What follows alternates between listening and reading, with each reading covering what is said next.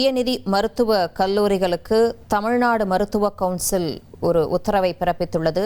இதுகுறித்து எழுதப்பட்டுள்ள கடிதத்தில் தனியார் மருத்துவ கல்லூரிகள் அதிக கட்டணம் வசூலிக்க கூடாது என்று உத்தரவிடப்பட்டுள்ளது. தேசிய மருத்துவ ஆணையம் நிர்ணயித்த கட்டணம் மட்டுமே வசூலிக்க வேண்டும். எம்பிபிஎஸ் படிப்பிற்கு 4.5 ஆண்டுகளுக்கு மட்டுமே கட்டணம் வசூலிக்க வேண்டும். கூடுதல் கட்டணத்தை வசூலிக்க கூடாது என்று உத்தரவு பிறப்பிக்கப்பட்டுள்ளது. இது குறித்த கூடுதல் விவரங்களோடு இணைகிறார் செய்தியாளர் சங்கரன். வணக்கம் சங்கரன். சுயநிதி தனியார் மருத்துவக் கல்லூரிகளுக்கு தமிழ்நாடு மருத்துவ கவுன்சில் எழுதியிருக்கக்கூடிய கடிதத்தில் இடம்பெற்றிருக்கக்கூடிய முக்கிய அம்சங்கள் என்ன? விரிவான தகவல்களை பதிவு பண்ணுங்க. வணக்கம்.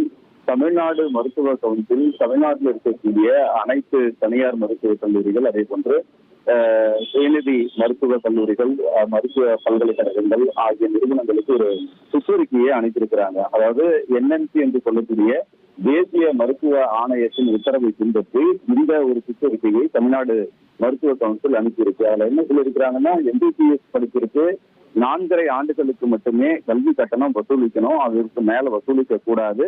இது தேசிய மருத்துவ ஆணையத்தின் உத்தரவு. இந்த உத்தரவை தமிழகத்தில் இருக்கக்கூடிய அனைத்து தனியார் மருத்துவ கல்வி நிறுவனங்களும் கண்டிப்பாக பின்பற்றணும் அப்படின்னு சொல்லியிருக்கிறாங்க. ஏன் இதனால இப்படி சொல்றாங்கன்னா, பெரும்பாலான தனியார் மருத்துவ கல்லூரிகள் 4.5 ஆண்டுகளுக்கு பதிலா அந்த கடைசி வருஷம் பார்த்தோம்னா 5 வருஷத்துக்கும் ஒரு முழு ஆண்டுக்கும் சேர்த்து கட்டணங்களை பெரும்பாலான மருத்துவக் கல்லூரிகள் வசூல் பண்றாங்க.